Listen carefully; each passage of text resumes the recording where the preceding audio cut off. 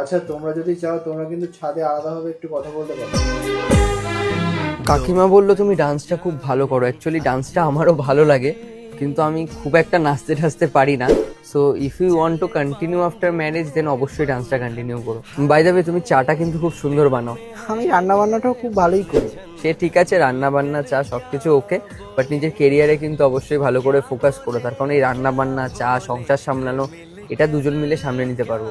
দেখো, আমি জানি যে তুমি সিঙ্গেল চাইল্ড, সো বিয়ের পর তোমার বাবা মাকে নিয়ে তোমার চিন্তা হবে, এটা খুব স্বাভাবিক বিষয়। কিন্তু তোমার চিন্তা করার একদম দরকার নেই, তার কারণ বিয়ের পর আমরা সবাই মিলে কিন্তু একটা বাড়িতে একসাথেই থাকতে পারি। তুমি যখন আমার বাড়িতে এসে আমার বাবা মার রেসপন্সিবিলিটি নেবে, তখন আমি কেন তোমার বাবা আমার রেসপন্সিবিলিটি নেবো না? সবাই মিলে মজা করবো। ভালো কথা, কাকিমা বললো তুমি নাকি শপিং খুব পছন্দ করো। আমিও খুব পছন্দ করি, কিন্তু আমি নিজের পছন্দ মতো জামা কাপড় ঠিকঠাক কিনতে পারি না, আমার চয়েস খুব খারাপ।